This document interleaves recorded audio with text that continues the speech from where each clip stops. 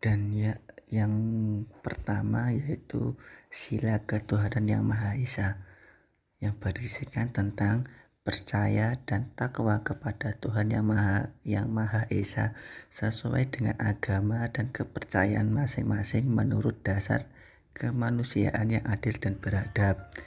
B. Hormat dan menghormati dan bekerja sama antara pemeluk agama dan penganut-penganut kepercayaan yang berbeda-beda sehingga terbina kerukunan hidup. C. Saling menghormati kebebasan menjalankan ibadat sesuai dengan agama dan kepercayaannya. D. Tidak memaksakan suatu agama dan kepercayaan kepada orang lain. Kemudian yang kedua, sila yang adil dan beradab, yang berisikan A. Mengakui persamaan derajat, persamaan hak, dan persamaan kewajiban antara sesama manusia. B. Saling mencintai sesama manusia. C.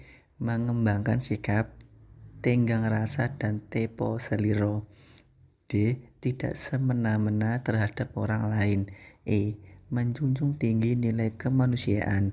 F. Gemar melakukan kegiatan kemanusiaan. G.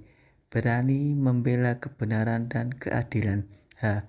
Bangsa Indonesia merasa dirinya sebagai bagian dari seluruh umat manusia. Karena itu, dikembangkan sikap hormat, menghormati, dan bekerja sama dengan bangsa lain. Selanjutnya, 3. Sila Persatuan Indonesia. A. Menempatkan persatuan, kesatuan, kepentingan, dan keselamatan bangsa dan negara di atas kepentingan pribadi dan golongan. B. Rela berkorban untuk kepentingan bangsa dan negara. C. Cinta tanah air dan bangsa. D. Bangga sebagai bangsa Indonesia dan bertanah air Indonesia. E. Memajukan pergaulan demi persatuan dan kesatuan bangsa yang berbineka tunggal ika.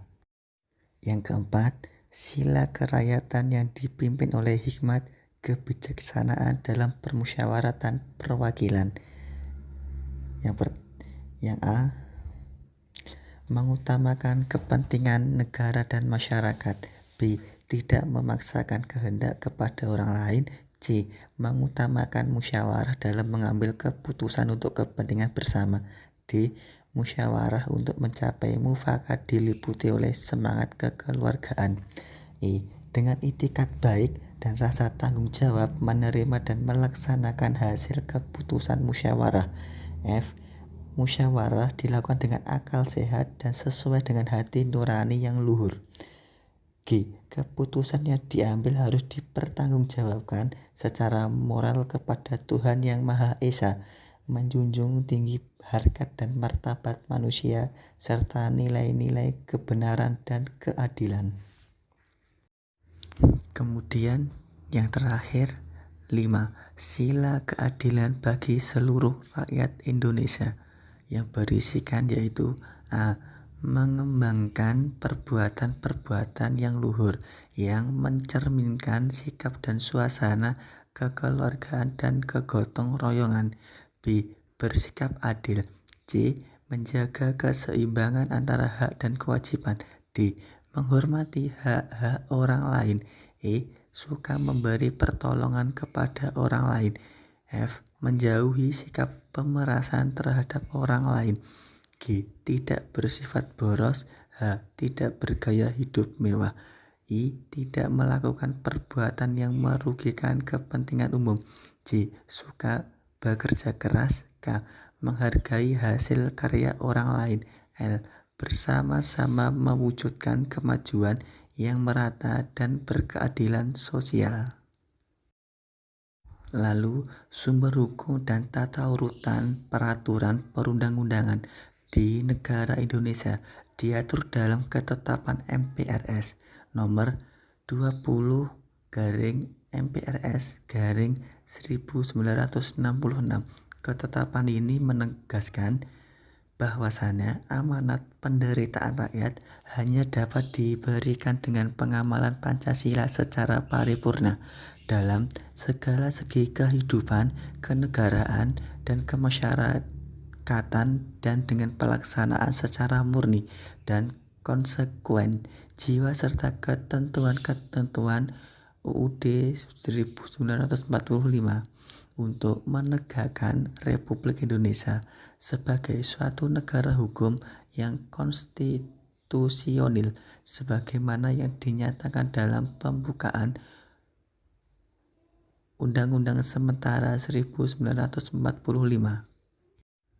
Lalu, sebagian golongan Islam menolak reinforcing oleh pemerintah dengan menyatakan bahwa pemerintah akan mengagamakan Pancasila.